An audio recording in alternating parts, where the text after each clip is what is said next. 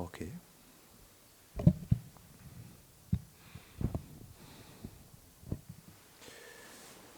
Om Namo Bhagavate Vasudevaya.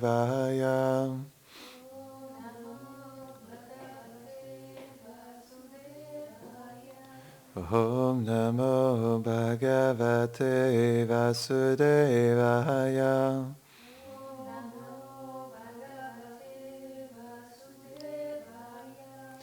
Om Namo Bhagavate Vasudevaya.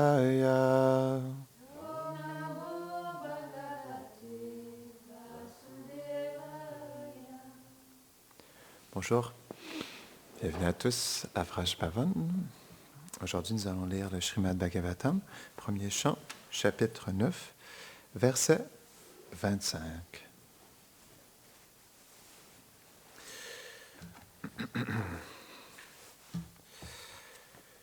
Sutta Vacha Yudhishthirashtadakarnya Shayanam Sharapanjare Aprichad Vividhan Dharman Rishinam Chanushrinvatam.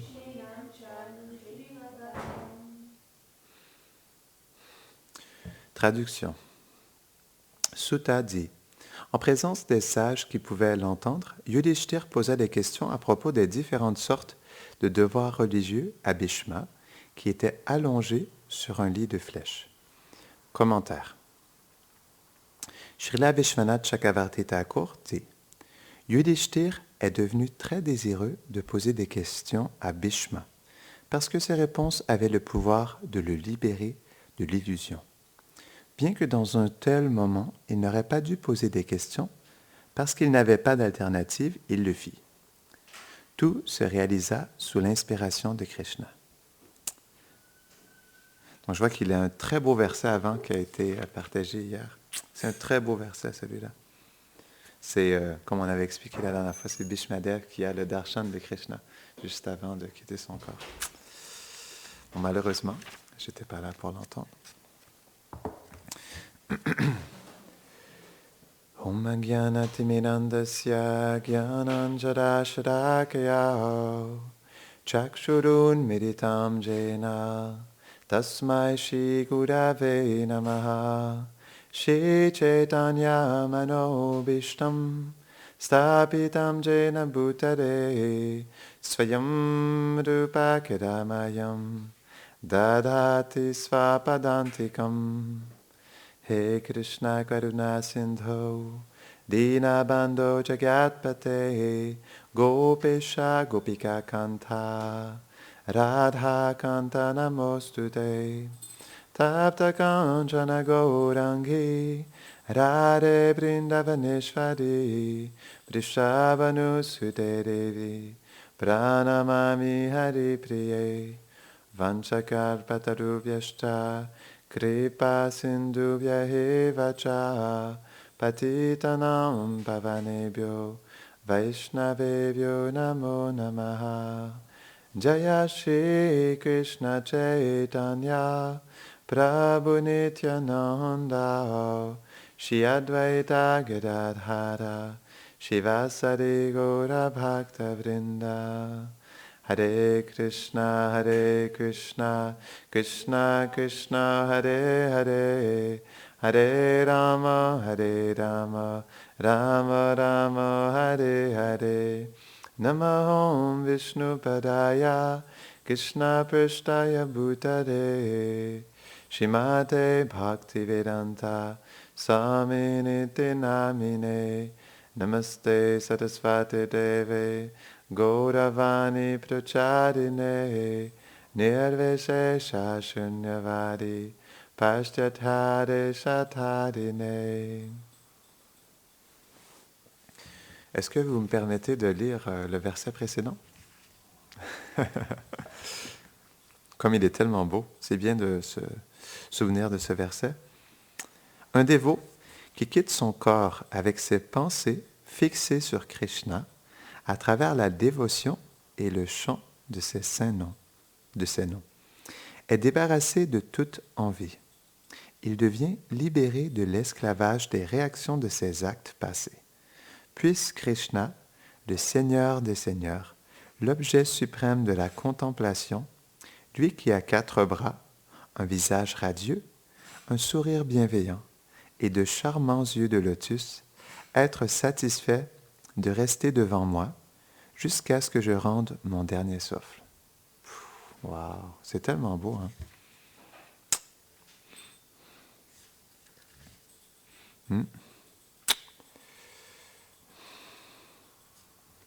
Je méditais là-dessus dernièrement, je me disais, qu'est-ce qui fait que certaines personnes ne soient pas disposées à adorer Krishna, non? Ou à se rapprocher de Krishna.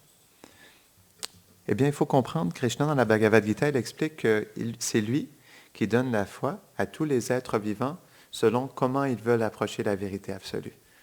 Donc, dépendamment du désir d'une personne d'approcher la vérité, Krishna va réciproquer avec sa désir et il va même leur donner la foi.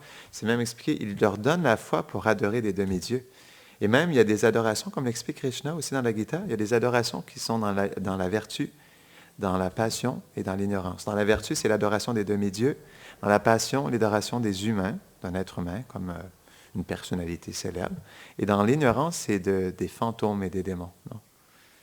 Et donc, Krishna, il donne la foi à une personne pour adorer des fantômes et des démons. Non? Krishna, il donne la foi à une personne pour être athée aussi, non? Ou pour seulement, pas adorer, mais vouloir se fondre dans son aspect impersonnel. Non? Ou même, il donne la foi à une personne pour pouvoir désirer ne plus exister du tout. Non? Parce qu'il y a différentes pratiques spirituelles. On comprend que certaines veulent leur perfection et de vouloir justement retourner dans un néant où il n'y a plus rien, il n'y a plus d'existence, incluant notre identité aussi, notre identité personnelle. Non? Donc Krishna, il réciproque avec le désir de tous les êtres. C'est pourquoi il ne pousse personne justement à l'approcher et à l'adorer, non? Et il y a un autre aspect aussi à travers tout ça, c'est que ça prend beaucoup d'associations avec des dévots du Seigneur pour pouvoir développer l'inclination d'adorer Krishna, non? Donc, Banu Maharaj, il expliquait ça, je sais pas, il me semble que c'était dans une classe ou dans un commentaire d'un des livres des Goswami. Donc, il expliquait que ça prend plusieurs vies de courtes associations avec des Vaishnavas pour pouvoir développer l'inclinaison de vouloir s'associer avec des Vaishnavas, avec des dévots. Et Krishna aussi dit ça dans la Bhagavad Gita que Bahunam Janmanam Ante, non? Qu'après plusieurs vies, une personne se rapproche de moi. Non?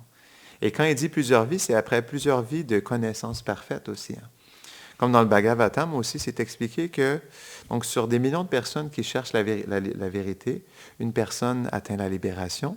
Sur des millions de personnes qui atteignent la libération, une personne cherche à me connaître. Et sur des millions de personnes qui cherchent à me connaître, une personne me connaît. Non? Et donc, c'est expliqué aussi que sur des millions de personnes qui me connaissent, une personne m'adore en tant que Narayan. Et même aussi, sur des millions de personnes qui m'adorent en tant que Narayan, une personne m'adore en tant que Krishna. Non? Donc, c'est pourquoi, en réalité, en règle générale, pas beaucoup de personnes adorent Krishna dans son aspect de Vrindavan, dans son aspect intime. Non? C'est ça qui est intéressant parce que il y a toutes sortes d'êtres vivants qui ont toutes sortes de foi, et même dans leur éternité aussi, ils ont différentes relations avec la personne suprême. Donc, ce n'est pas que tous adorent Krishna Vrindavan, certains adorent Vishnu, certains adorent Nishingadev, certains adorent Ramachandra, non? Donc, ils ont tous différentes dispositions. Puis aussi, qu'est-ce qui fait qu'une personne de prime abord, n'aille pas directement adorer le Seigneur suprême, c'est parce que l'âme, à la base, elle vient de la neutralité. Comme elle est de la neutralité, elle n'a jamais eu l'expérience directe avec le Seigneur suprême. Et à cause de ça, elle n'a pas la disposition parce qu'elle n'a pas l'expérience de Krishna. Et comme elle n'a pas l'expérience de Krishna, elle ne peut pas s'attacher à lui. Non. C'est pourquoi aussi, dans le Bhagavatam, dans le 2e chant, je crois que c'est le chapitre 10, c'est expliqué que la dévotion commence chez l'être lorsqu'un Vaishnav lui partage sa miséricorde. Comme l'explique Vishwanath Chakravarti Thakur, la bhakti, elle vient de la bhakti, la dévotion, elle vient de la dévotion. Donc, elle est présente à l'intérieur de nous, on comprend, non? C'est ce que nos acharyas expliquent. Chaitanya Mahaprabhu, il révèle ça aussi, que Nitya Krishnadas, que l'âme, en fait, dans son éternité, son devoir éternel, parce que là, Yudhishthira Maharaj, il posait des questions à Bhishmadev pour ce qui est des devoirs religieux. Donc, il y a des devoirs religieux en lien avec notre nature, notre conditionnement, mais il y a des devoirs, on pourrait dire, éternels. Le devoir éternel de l'âme, c'est d'adorer le Seigneur suprême, c'est de prendre refuge de lui et de lui faire un service d'amour. Non? Donc ça, c'est le devoir éternel. Et c'est pourquoi aussi, en réalité, comme l'explique Bhaktivinoda Thakur dans le Jaiva Dharma, c'est pourquoi en réalité aussi, les êtres dans ce monde n'approchent pas par eux-mêmes nécessairement aussi directement le service de dévotion envers Krishna. Parce que, comme l'explique Bhaktivinoda Thakur dans le Jaiva Dharma, il y a deux sortes de dharma. Pour ce qui est de la religion, il y a le Nitya Dharma, le Jaiva Dharma, qui est le dharma éternel de l'âme, non? La fonction essentielle de l'âme. Et il y a aussi le Naimitika Dharma, qui est une fonction religieuse temporaire que l'âme, elle accomplit en lien avec une religion particulière. Donc, Bhaktivinoda Thakur, il explique dans le Jaiva Dharma que la plupart des religions dans ce monde sont, on pourra dire, se situent plutôt dans le Naimitika Dharma. Ce que ça veut dire, c'est que ce sont des dharmas qui sont temporaires. Ils ne sont pas des dharmas éternels de l'âme. Parce que dans son éternité, l'âme, elle a une relation personnelle avec la personne suprême. Comme on expliquait, ce n'est pas nécessairement avec Krishna, mais ça peut être avec Vishnu ou Nishingadev, non? Ou différents avatars. Mais reste que son dharma éternel, il est d'avoir une relation personnelle parce que, à la base, l'âme, elle est une personne éternelle. Elle a une personnalité et dans son dharma éternel, comme elle est une personne, son dharma, il est de donner un service de dévotion envers la personne suprême, non? Donc ça, c'est le dharma éternel de l'âme. Mais ce n'est pas ce qui est expliqué partout, non? Parce que, comme on l'expliquait, comme on est dans le monde matériel, les gens accomplissent des devoirs religieux et aussi s'engagent dans une certaine religion, non? Et ça, c'est normal parce que même les prophètes qui viennent, c'est pas qu'ils... certains prophètes, comme par exemple Jésus-Christ, quand il est venu, c'est pas qu'il a donné directement le Nitya Dharma, non? Ou même Mahomet aussi, donc différents prophètes qui sont venus. C'est pas qu'ils ont révélé directement le Nitya Dharma. Donc, ils ont révélé des aspects du Nitya Dharma, mais aussi d'autres aspects, non? En lien avec le Naimitika Dharma, qui est le Dharma temporaire, non? Pourquoi? Tout simplement, c'est que l'âme, ou on pourrait dire que la plupart des âmes n'ont pas encore la qualification pour approcher le Seigneur suprême directement. C'est pourquoi ces religions, donc certaines religions ne parlent pas du tout de Dieu, donc on appelle des religions athéistes, non? Mais certaines religions parlent de Dieu, mais on pourrait dire que c'est mélangé. Donc il y a certains aspects du Nitya Dharma qui sont présents, mais il y a beaucoup d'aspects du Naimitika Dharma. Qu'est-ce que c'est ça? C'est en lien avec les 4 devoirs religieux de l'être humain, non? Qui sont de Artha, Kama, Moksha et Dharma, non? D'accomplir son Dharma, son occupation, selon notre nature, le développement économique, qui nous donne la gratification des sens, et par le fait d'accomplir le Dharma, nos devoirs religieux, on atteint la libération. Donc ça, ce sont 4 aspects du Naimitika Dharma, du Dharma temporaire, qu'on voit dans les différentes religions aujourd'hui, non? Et c'est normal que ce soit comme ça, parce que comme on avait expliqué, les gens à la base n'ont pas encore la qualification pour s'engager dans une relation directe avec le Seigneur suprême. C'est pourquoi, comme aussi les âmes sont contaminées, on peut dire, par ce monde matériel, ce qui veut dire de jouir, non? Parce que les âmes sont habituées depuis tellement de millions d'existences de jouir de la matière et de contrôler la matière. C'est pourquoi les prophètes, quand ils viennent, le Seigneur leur donne justement une certaine mission pour qu'ils puissent amener un dharma temporaire qui n'est pas le dharma éternel de l'âme, mais qui engage la nature conditionnée de l'âme conditionnée. C'est pourquoi il y a des Naimitika Dharma, des dharmas temporaires aujourd'hui.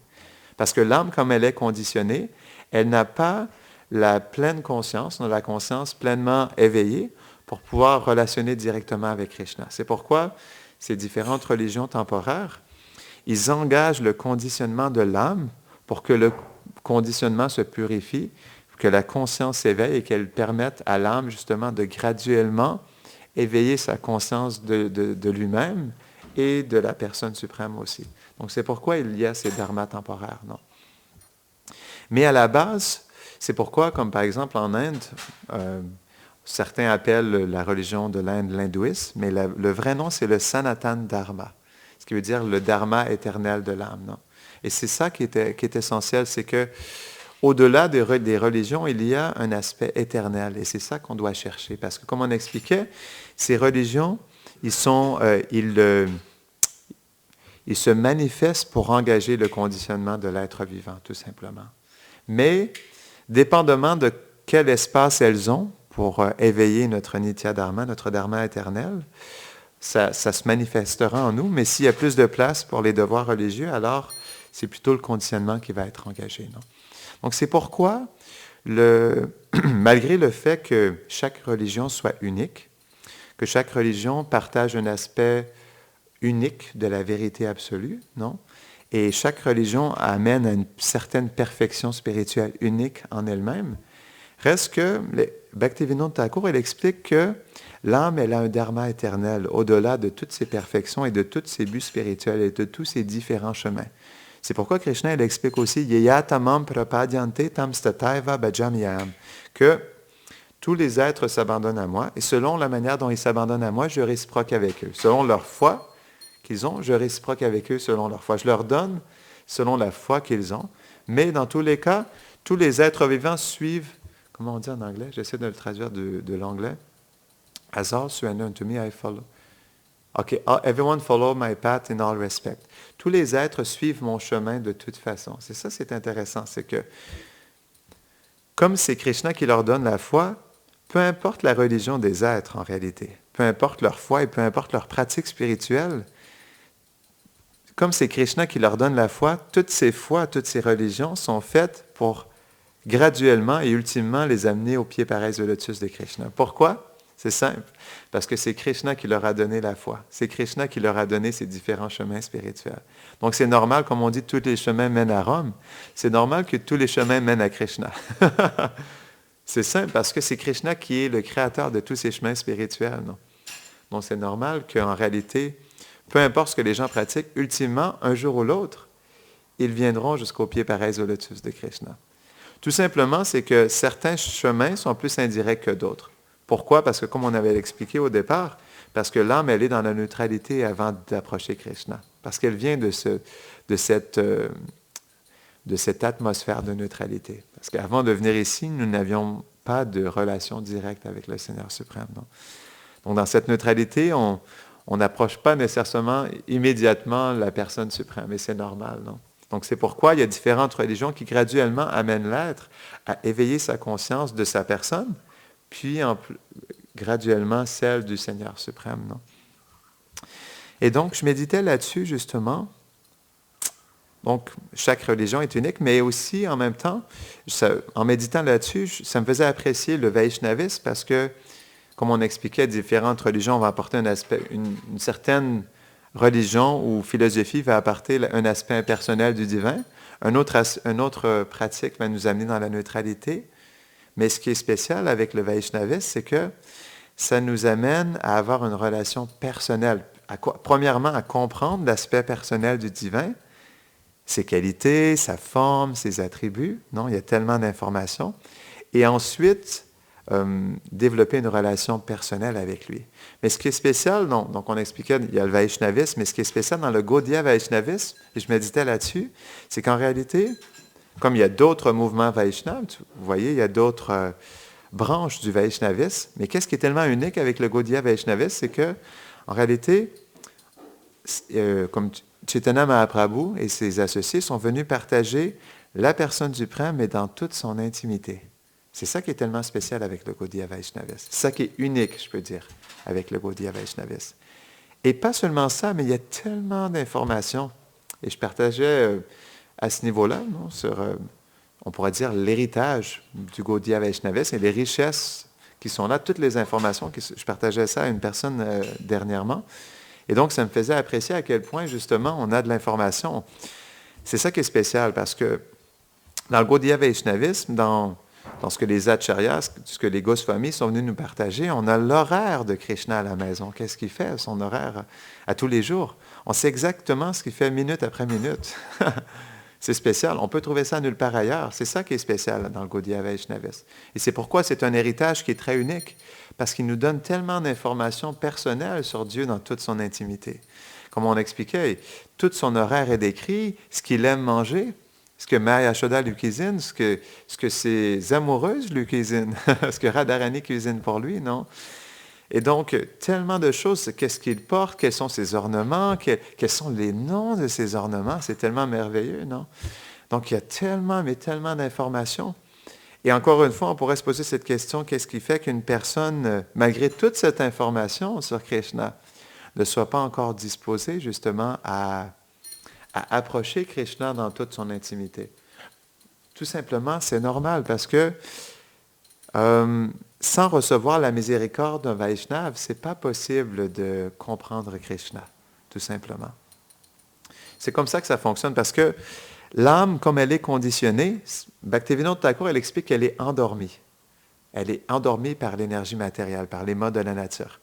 Et parce qu'elle est endormie, elle n'est même pas consciente de qui elle est, non.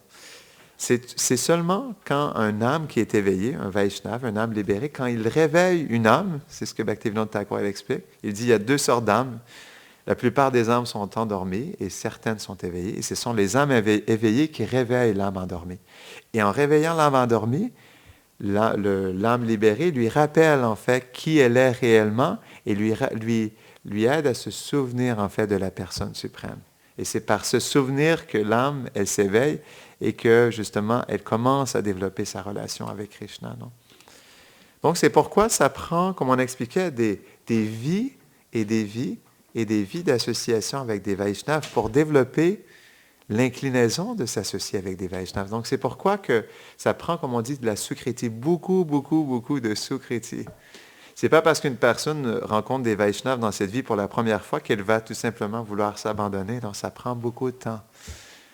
Et donc c'est pourquoi certaines âmes ont déjà fait cette rencontre, plusieurs rencontres pendant plusieurs vies, et d'autres, c'est la première rencontre qu'ils ont dans cette vie et dans leur existence aussi. Non? Donc c'est pourquoi on doit être patient aussi. On ne peut pas s'attendre à ce qu'il y ait des milliers de personnes qui frappent à la porte de notre temple. Ça, c'est une réalité. Et pas seulement ça, mais aussi, comme le Gaudiya Vaishnavis partage Dieu dans son intimité, non? Aussi, comme on expliquait, sur des millions de dévots qui adorent Vishnu ou qui cherchent Dieu dans son aspect de plus d'opulence, à travers tous ces dévots, il y a une personne qui cherche le Seigneur dans toute son intimité. Donc, ça montre à quel point, justement, pas beaucoup de personnes cherchent cette intimité et cet amour spontané avec Krishna à Vrindavan. Donc, c'est pourquoi on doit apprécier profondément de tout notre cœur ceux qui sont dans notre association, non? Ceux qui ont ce désir de connecter avec Krishna dans toute son intimité. Non?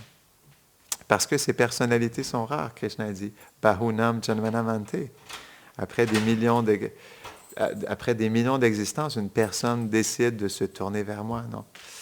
Donc, c'est pourquoi on doit être patient et tout simplement attendre cette miséricorde que Krishna un jour envoie plus de personnes qui sont intéressées à découvrir sa personnalité. Mais aussi, on doit être profondément appréciatif des uns des autres. Srila Prabhupada, il expliquait ça. Il disait, comme si le mouvement de Prabhupada était beaucoup en expansion, et c'était beaucoup un mouvement de prédication, non? Sur le monde entier. Il mettait beaucoup l'accent sur le fait d'ouvrir plusieurs centres, de faire plusieurs dévots. Mais à un moment donné, je ne me rappelle plus c'était en quelle année, mais il a dit à un de ses sannyasis, il lui a dit, en fait, maintenant est venu le temps de bouillir le lait. Comme on a créé tellement de temples, on a fait tellement de dévots, il faut bouillir le lait. Ce que ça veut dire, c'est qu'on doit prendre soin de nos dévots et s'assurer qu'ils deviennent matures spirituellement. Krishna explique ça aussi dans le Bhagavad Gita. Il dit que, en fait, celui qui partage la Bhagavad Gita à mes dévots est le plus cher. Mais il dit à mes dévots. Non. Donc, naturellement, Krishna, il veut qu'on partage ses enseignements au monde entier. Oui, mais spécifiquement dans ce verset-là, il explique que mes enseignements soient donnés à mes dévots. Non. Donc, il y a différentes facettes. Il y a l'aspect de partager la miséricorde pour que des êtres deviennent des dévots. Et ensuite, il y a l'aspect de faire en sorte que des dévots deviennent des purs dévots. Et ça, c'est précieux aussi pour Krishna parce qu'un dévot devienne un pur dévot veut dire qu'il retournera dans la demeure de Krishna. Et Krishna pourra réciproquer avec ce dévot personnellement. Donc c'est pourquoi c'est quelque chose qui est particulièrement cher à Krishna, que des dévots deviennent des purs dévots. Parce que ça permet à Krishna de pouvoir relationner personnellement avec tous ces différents dévots. Non? Donc c'est pourquoi je voulais vous partager tout ça, c'est parce que on a tellement un héritage qui est spécial et le plus on médite sur cet héritage qui nous a été donné par Chaitanya Mahaprabhu et les 6 Goswamis de Vrindavan, non, et leurs associés, le plus on se sent fortuné d'être dans ce chemin spirituel. Et le plus on réalise à quel point c'est quelque chose de précieux aussi que Mahaprabhu et ses associés nous aient donné de comprendre Krishna dans toute son intimité. Comme par exemple, c'est expliqué que le Srimad Bhagavatam explique les divertissements de Krishna, mais le Chaitanya Charitamrita explique le cœur de Krishna. C'est tellement spécial. Donc, lorsqu'on a un jour médité sur Dieu, mais qui est Dieu? Donc, on s'est posé cette question, qui est Dieu? Comment je peux connaître Dieu? Mais dans le Chaitanya Charitamrita, Krishnadas Kaviraj Goswami, il partage le cœur de Krishna. Les Goswamis, dans leur livre, partagent le cœur de Krishna, non? Ils partagent ses désirs, sa mentalité, non? Ses pensées, non? Et comment il réciproque avec ses dévots. Donc, c'est tellement spécial, le Gaudiya Vaishnavisme. C'est tellement unique et on est tellement fortuné de pouvoir avoir accès à toutes ces choses. Parce qu'à travers l'héritage que Chaitanya Mahaprabhu nous a donné, aujourd'hui, on a tellement, mais tellement de connaissances sur Krishna qui peuvent nous permettre de connaître intimement, de connaître Krishna dans toute son intimité, dans toutes les facettes de son intimité aussi. Donc, prenons avantage, non, de cette ressource merveilleuse pour pouvoir avoir un souvenir profond de Krishna dans toute sa douceur, non? Dans toute sa douceur. Donc, on va terminer ici. Est-ce qu'il y a des questions ou des réflexions avant qu'on termine? Jai Grantara Srimad Bhagavatam Ki Jai.